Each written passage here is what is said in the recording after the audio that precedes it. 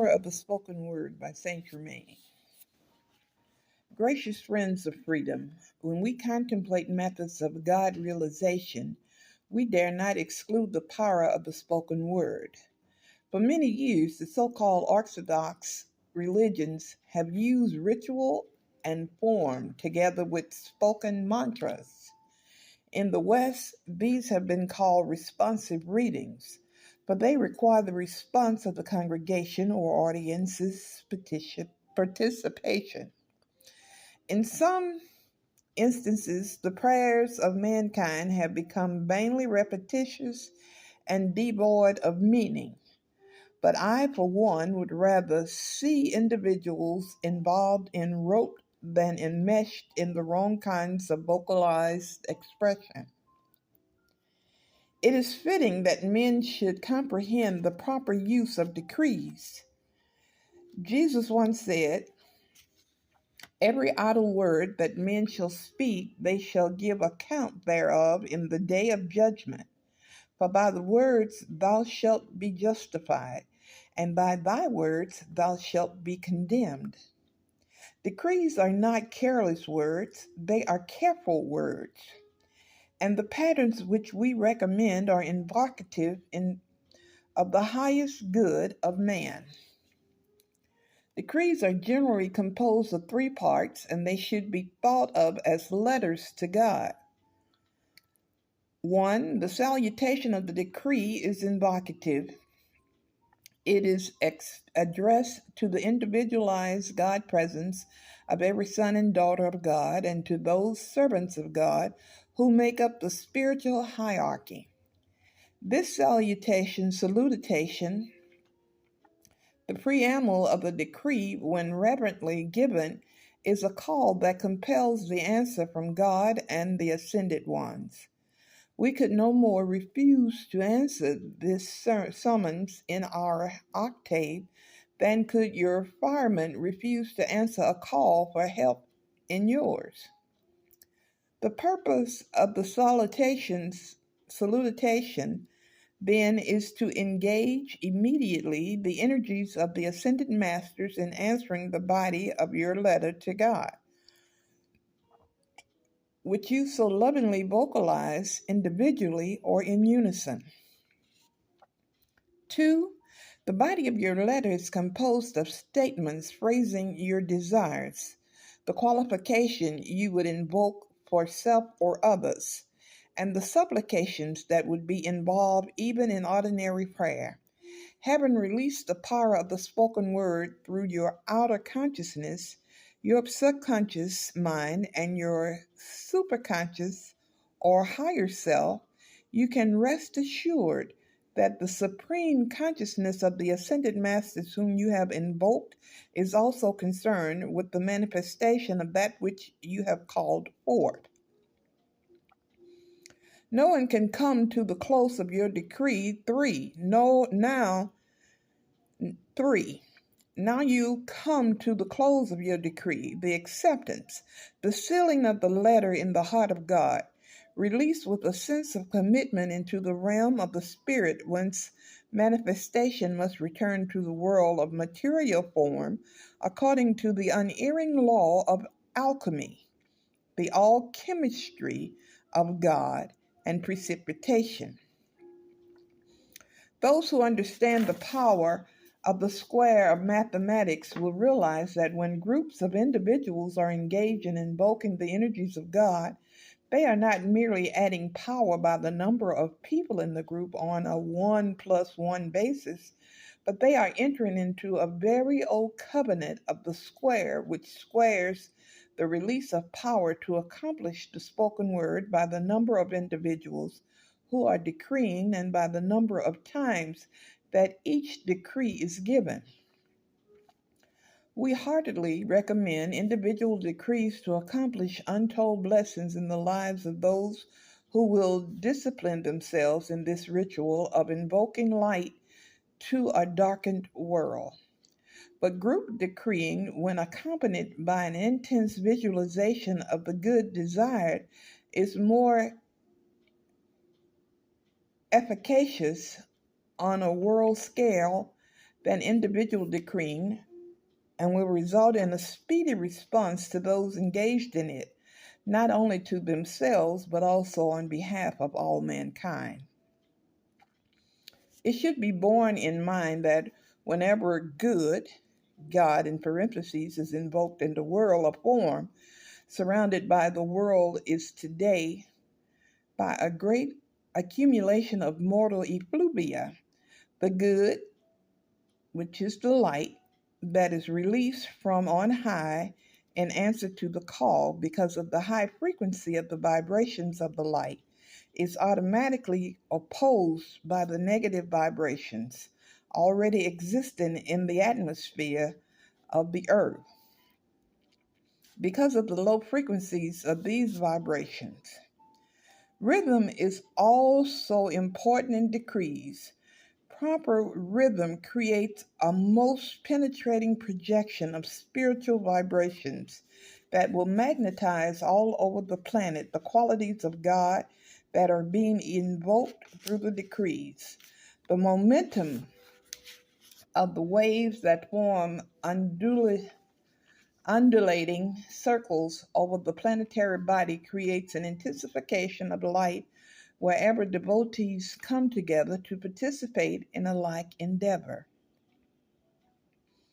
The laws governing the manifestation and distribution of physical light also apply to the flow of the currents of spiritual light.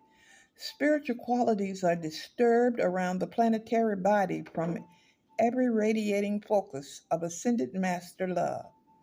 Let no one feel then a sense of separation in his service to hierarchy. For by the power of decrees issued forth at any point upon the earth's surface, the currents of light, life, and love from the heart of God can be unleashed as electrical radiating waves to make their impact in the world and bring back to the invoker the God ordained response. The statement, "Thou shalt decree a thing, and it shall be established unto thee," is an ancient maxim that sets forth the law governing decrees. For man created in the image of God has the same power to actuate which was used by God in the beginning when he said, "Let there be light," and there was light.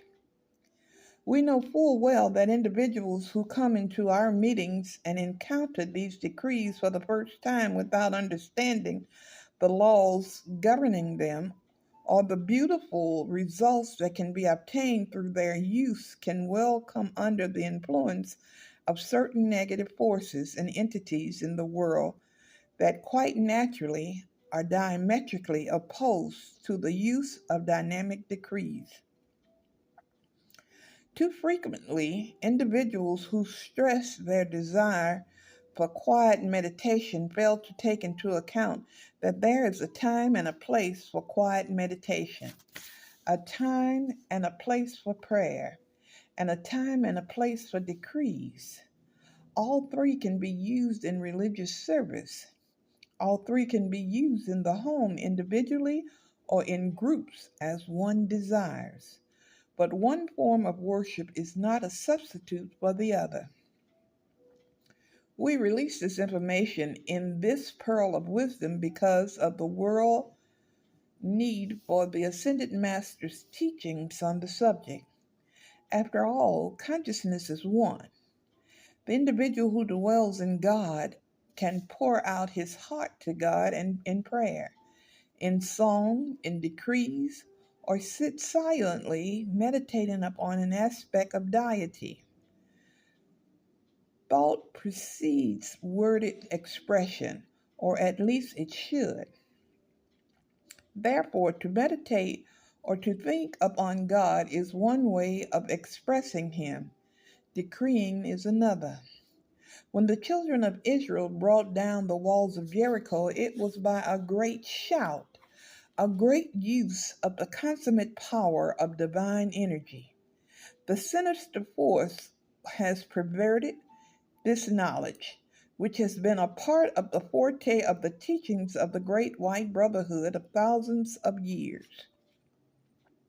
The Black Power movement and some communist groups have taken to training young people in the wrong use of this law involving the power of the spoken word. Their followers chant in unison and in rhythm, thereby summoning or magnetizing power and projecting it forth upon a vibratory wavelength that is charged with personal and group hatred. The effect of these momentums of mass qualification can be disastrous upon those who encountered them, for when correctly used, this power did bring down the walls of Jericho. Because decrees are of such great benefit to mankind, we urge that those who in the past may have failed to appreciate fully the significance of decrees, those who may have taken a position against them shall reconsider their stand in the light of the cosmic knowledge which I have herein released. Also, we recommend that the members of the sanctuaries and all who are connected with us through the pearls of wisdom shall make a very real effort to understand the facts concerning the subject of decrees. Decrees are sensitized manifestations of the heart flame of each one who decrees. Decrees together and vocalize the power of the spoken word, the visualization of the Christ's mind, and the rhythm of the divine pulse. When you decree, you are releasing divinely qualified energy charged by your invocation and multiplied by the power of the ascended masters. It goes forth to do its perfect work for the amplification of the power of light upon the entire planet. I can say little more than that which was spoken of old. Prove me now herewith, said the Lord of hosts, if I will not open you the windows of heaven and pour you out a blessing, that there shall not be room enough to receive it. The proper use of decrees takes practice. Individuals should not expect that the first time they make a call, the very perfection of the universe will sweep away all the accumulated debris of their lives. Proper decreeing is an art, and as one gains greater proficiency, he will find it possible to speed up his decrees. That is, he would be able to speed up the rate at which they are given. He will also be able to understand what is taking place as he speeds them up. For this acceleration, by raising the rate of his own electronic pattern, throws off and transmutes negative thoughts and feelings in his world.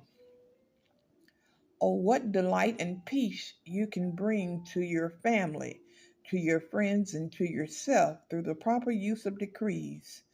What a boon to freedom. How glorious the world can be changed for the better.